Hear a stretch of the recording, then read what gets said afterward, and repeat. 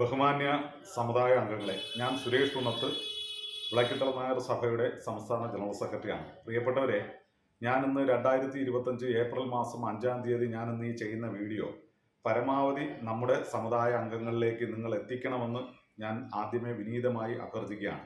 അവർ പ്രവർത്തിക്കുന്ന സംഘടനയുടെ കൊടിയുടെ നിറമോ അവരുടെ സംഘടനയുടെ പേരോ ഒന്നും തന്നെ നോക്കാതെ നിങ്ങൾ അവരിലേക്ക് എത്തിക്കണമെന്ന് ഞാൻ വീണ്ടും അഭ്യർത്ഥിച്ചുകൊണ്ട് കാര്യത്തിലേക്ക് കടക്കാം.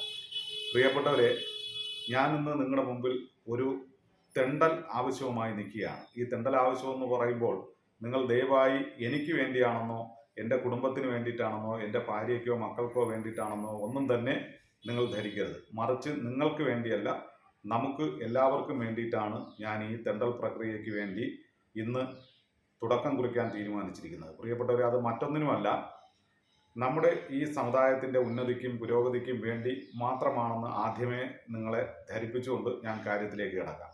പ്രിയപ്പെട്ടവരെ, ഞാൻ തെണ്ടലെന്ന് പറഞ്ഞതിൻ്റെ ആശയം നിങ്ങൾക്ക് ആർക്കും മനസ്സിലായില്ലെങ്കിലും ഞാൻ നിങ്ങളെ ആദ്യം തന്നെ ആ കാര്യം പറഞ്ഞ് മനസ്സിലാക്കി തന്നുകൊണ്ടാണ് മുമ്പോട്ട് പോകാൻ ശ്രമിക്കുന്നത്. ബഹുമാന്യനായ മന്നത്ത് പത്മനാഭൻ നമ്മൾ ഉൾപ്പെടുന്ന 140 നായർ വിഭാഗങ്ങൾക്ക് വേണ്ടിയിട്ട് ഒരു കാലഘട്ടത്തിൽ തെണ്ടിയതിൻ്റെ ഫലമാണ് ഇന്ന് അദ്ദേഹം അഭിമാനപൂർവ്വം നേടിയെടുത്ത, അദ്ദേഹം തന്നെ എഴുതിയ പുസ്തകങ്ങളിൽ പറയുന്നുണ്ട്, അദ്ദേഹം തെണ്ടിപ്പറക്കിയെടുത്ത് ഉണ്ടാക്കിയെടുത്ത പ്രസ്ഥാനമാണ് ഇന്ന് കാണുന്ന നായർ സർവീസ് സൊസൈറ്റി എന്ന് പറയുന്നത്.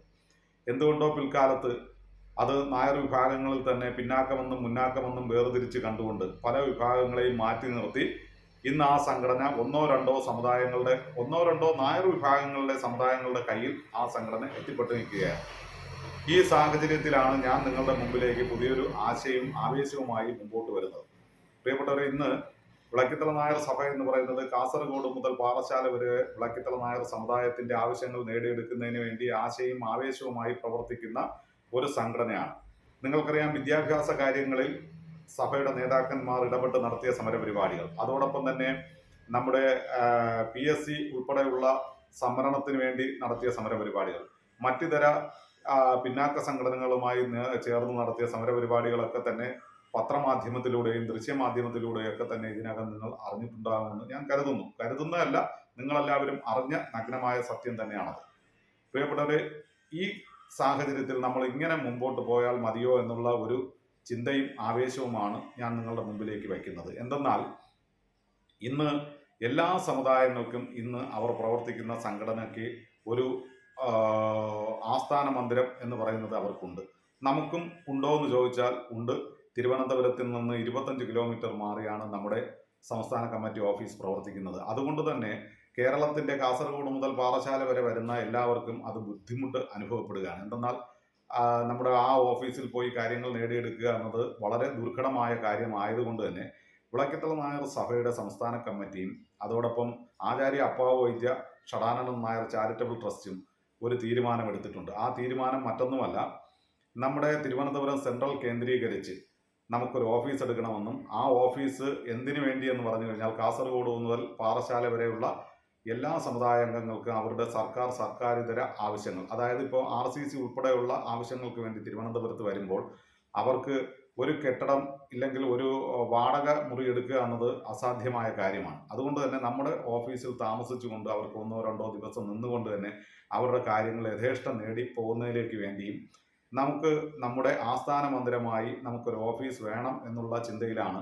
നമ്മൾ 1 കോടി രൂപ ബഡ്ജറ്റ് ഇട്ടുകൊണ്ട് നമ്മൾ ഇതിൻ്റെ പ്രവർത്തനത്തിലേക്ക് നമ്മൾ കടന്നിരിക്കുന്നത്. പ്രിയപ്പെട്ടവരെ, നമ്മൾ മനസ്സിലാക്കേണ്ട ഒരു കാര്യം, 1924 ക്ഷേത്രപ്രവേശന വിളംബരത്തിന് മുന്നോടിയായി നടന്ന വഴിനടക്കൽ പ്രക്ഷോഭമായിരുന്നു വൈക്കം സത്യാഗ്രഹം എന്ന് പറയുന്നത്.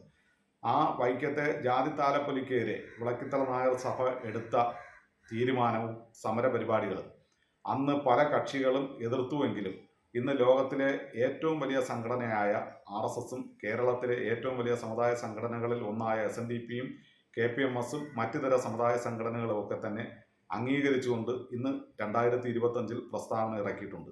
അത് വിളക്കിത്തല നായർ സമുദായത്തിലെ തന്നെ ഒരു ചരിത്രത്തിൻ്റെ ഭാഗമാണ് എന്ന് മാത്രമല്ല, വിളക്കിത്തല നായർ സഭയുടെ ചരിത്രം തങ്കലിപികളാൽ എഴുതുന്ന ഒരു ഭാഗം കൂടിയാണ് എന്നുള്ള കാര്യം ഞാൻ നിങ്ങളെ ഓർമ്മിപ്പിക്കുകയാണ്.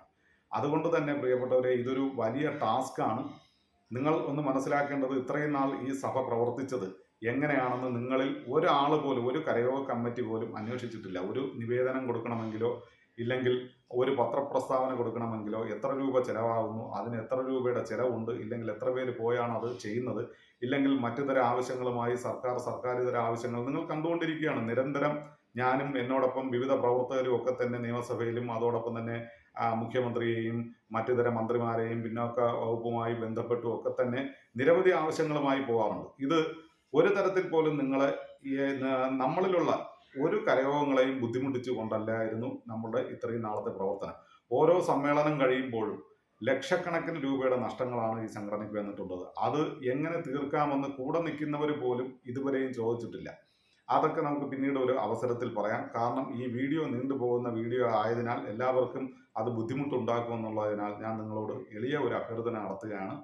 ഈ സംരംഭം വിജയിപ്പിക്കുന്നതിലേക്ക് വേണ്ടി ഞങ്ങൾ എടുത്തിട്ടുള്ള ഈ തീരുമാനം നിങ്ങൾ പരമാവധി എല്ലാവരും, ഞങ്ങൾ ഇതിനകം തന്നെ ട്രസ്റ്റ് വഴി നമ്മുടെ ഈ സമുദായത്തിലെ നൂറുകണക്കിന് പേരെയാണ് വിദ്യാഭ്യാസ ആനുകൂല്യം അതോടൊപ്പം വിവിധ അസുഖങ്ങൾ, ക്യാൻസർ, വൃക്കരോഗികൾ, വിധവകൾ ഉൾപ്പെടെയുള്ള വിവിധ ആൾക്കാരെ നമ്മൾ സഹായിച്ചത്. അത് എത്ര ലക്ഷമെന്ന് നമുക്ക് തന്നെ കൂട്ടാൻ പറ്റാത്ത രീതിയിലാണ് കാര്യങ്ങൾ പോയത്. കാരണം ട്രസ്റ്റ് രജിസ്റ്റർ ചെയ്യുന്നതിന് മുമ്പും പിൻപുമായി നമ്മൾ ഈ സമുദായത്തിലെ അംഗങ്ങൾ അവർ പ്രവർത്തിക്കുന്ന സംഘടനയുടെ കൊടിയോ നിറമോ നേരത്തെ പറഞ്ഞ പോലെ തന്നെ നോക്കാതെയാണ് നമ്മൾ ഈ സംഘടന പരമാവധിയുള്ള സഹായങ്ങൾ എത്തിച്ചു കൊടുത്തിട്ടുള്ളത്.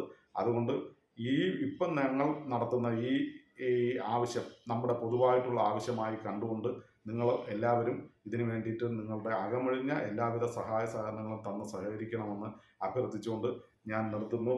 നന്ദി, നമസ്തേ.